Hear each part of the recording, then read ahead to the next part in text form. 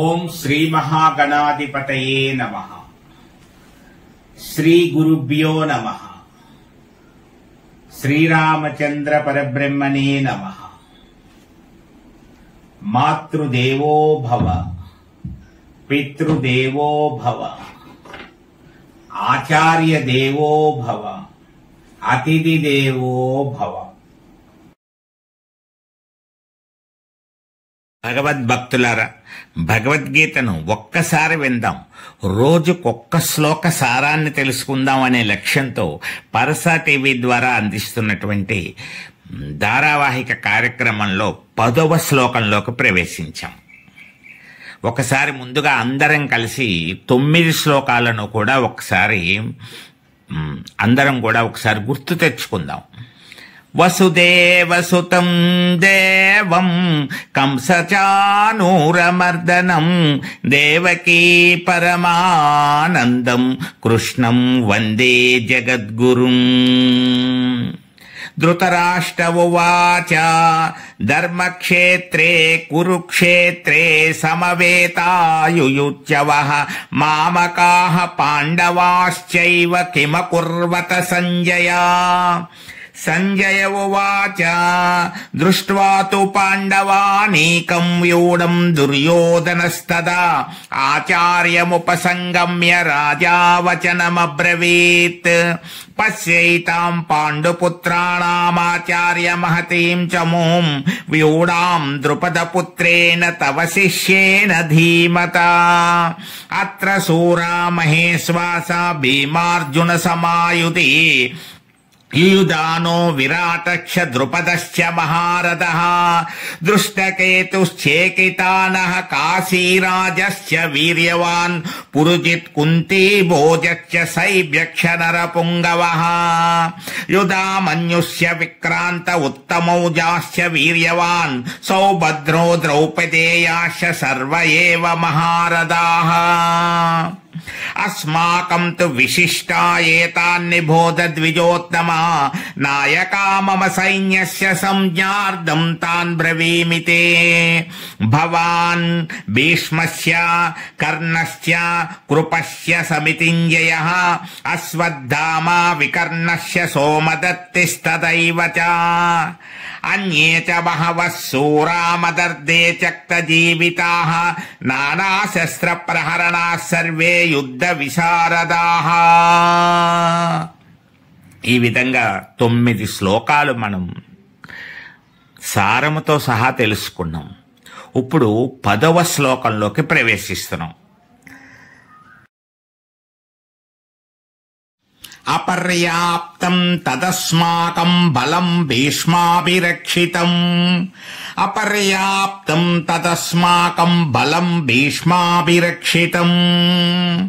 అపర్యాప్తం అనేటువంటిది మొదటి పదం, తదస్మాకం రెండవ పదం. అపర్యాప్తం తదస్మాకం బలం భీష్మాభిరక్షితం. అపర్యాప్తం తదస్మాకం బలం భీష్మాభిరక్షితం. ఆ విధంగా సాధన చేసుకోవాలి.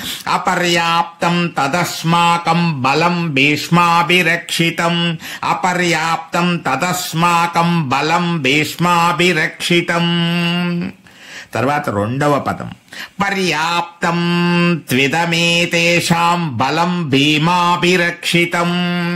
పర్యాప్తం త్విదమేతేషాం బలం భీమాభిరక్షితం. పర్యాప్తం త్విదమేతేషాం బలం భీమాభిరక్షితం.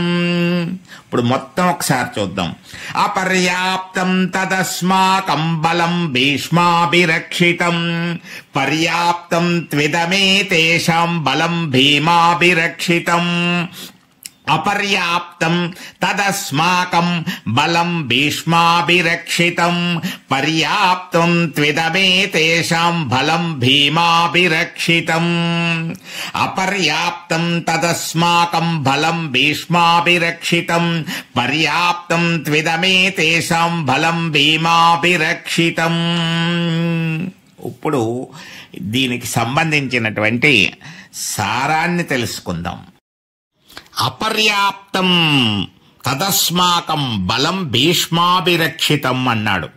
అంటే అపరిమితముగా ఉన్నటువంటి మన సైన్యము, వీరులతో శూరులతో నిండి ఉన్నటువంటి మన సైన్యము, భీష్మునిచే పరిరక్షింపబడుతున్నటువంటి, భీష్మునిచే రక్షింపబడుతున్నటువంటి మన సైన్యం ఎంత గొప్పగా ఉందో చూడండి అంటూ పర్యాప్తం, పరిమితముగా ఉన్నటువంటి త్విదమే తేషాం బలం భీమాభిరక్షితం, భీమునిచే రక్షింపబడుతున్నటువంటి పరిమితముగా ఉన్నటువంటి పాండవ సైన్యాన్ని చూడండి అంటున్నాడు. అంటే ఇక్కడ దుర్యోధనుడి యొక్క అంతరంగాన్ని మనం ఒక్కసారి లోపలికి తొంగి చూసినట్లయితే మన సైన్యం ఏమీ చాలా తక్కువైనటువంటిది కాదు, చాలా అపరిమితంగా ఉంది, చాలా గొప్పగా ఉంది, భీష్మునిచే రక్షింపబడుతోంది. ఇటువంటి సైన్యం ముందు పరిమితముగా ఉన్నటువంటి భీమునిచే రక్షింపబడుతున్నటువంటి పాండవ సైన్యాన్నంతటినీ కూడా, పాండవ సేనను మనం గెలవడం చాలా తేలిక, జయించడానికి చాలా వీలుగా ఉంది అని చెప్తున్నాడు. ఇక్కడ ఒక విషయాన్ని మనం గమనించాలి. మనం ఎవరితోటైనా గెలవాలి అంటే, వాళ్ళకంటే గొప్ప అని తెలియజేసుకోవాలి అంటే ముందు వాళ్ళను తక్కువ చేయాలి, మనల్ని ఎక్కువ చేసుకోవాలి. ఇక్కడ దుర్యోధనుడు అదే మనస్తత్వాన్ని చూపెడుతున్నాడు. మనం అంటూ ఉంటాం, వాళ్ళు ఎంతమంది అండి, అంతా పోగు చేస్తే 25 మంది లేరు, మనం 60-70 మంది పైన ఉన్నాం, మన ముందు ఎక్కడ సరిపోతారు వాళ్ళు? అసలు మీరు సందేహించక్కర్లేదు, గెలుపు మనదే, సునాయాసంగా గెలిచేస్తాం, ఇలా వెళ్ళి అలా వచ్చేస్తాం, 5 నిమిషాల్లో గెలుపు ఖాయమైపోతుంది అంటాం. అప్పుడు ఒక ఉత్సాహం వస్తుంది కదా. ఒక గెలుపు విషయంలోనే కాదు, ఏదో యుద్ధం విషయం, పోటీ విషయంలోనే, ఏదో డబ్బుల విషయంలో కానీ ఏదైనా ఉందనుకోండి, వాడు ఎంత పెట్టుకోగలడు, మహా అయితే వాడి దగ్గర అంత డబ్బు ఎక్కడుంది, 10,000 తీయగలడు, 20,000 తీయగలడు, మహా అయితే 50,000 తెస్తాడు.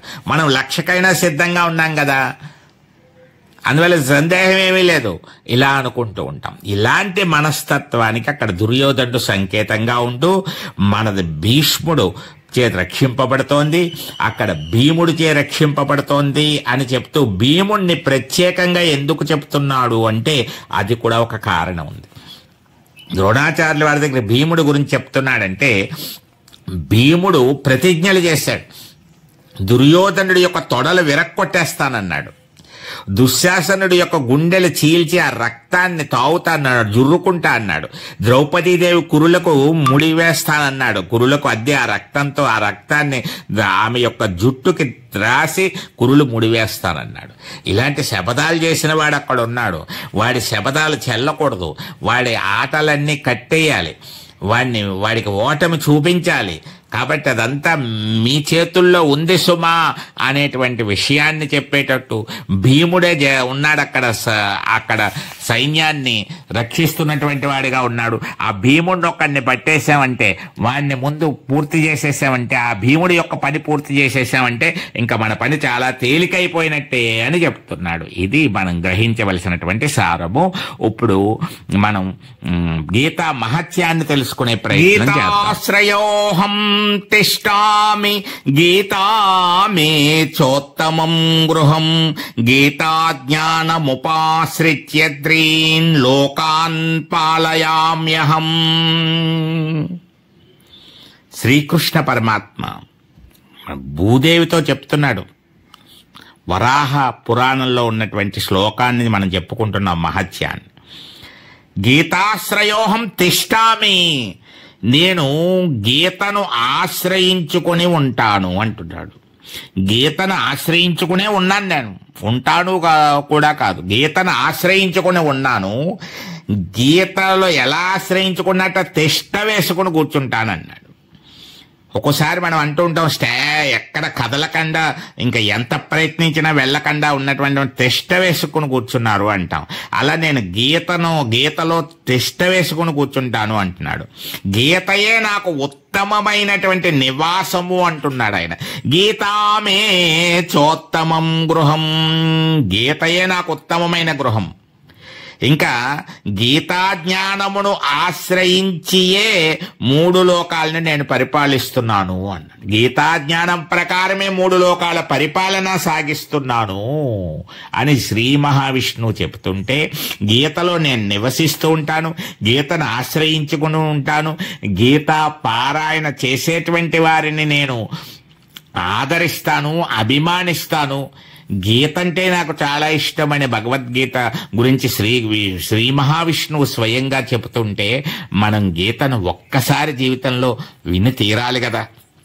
అందుకే అందరినీ వినమని చెప్తున్నాం. రోజుకొక్క శ్లోకాన్ని విందాం. అందరం శ్రీకృష్ణ పరమాత్మ యొక్క కృపా కటాక్షానికి మనం పాత్రులవుదాం. మీకు తెలిసిన వారికి, తెలియని వారికి అందరికీ చెప్పండి. రోజుకొక్క శ్లోకాన్ని వినమని చెప్పండి.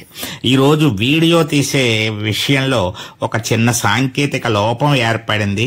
అందువల్ల మీకు చూస్తున్నటువంటి దానికి, చెబుతున్న మాటకి కొంతగా తేడాగా కనిపించి ఉండవచ్చు. తదుపరి భాగంలో అంతా సర్దుకుంటుంది. ఈ భాగంలో మాత్రమే ఇటువంటి పరిస్థితి ఏర్పడిందని తెలియజేస్తూ అర్థం చేసుకోవలసిందిగా మీ అందరికీ కూడా విజ్ఞప్తి చేస్తూ, మరి మీరు ప్రతిరోజు మానకుండా చూడండి, ఇతరులను కూడా చూడమని చెప్పండి. అందరం గీతను నేర్చుకుందాం.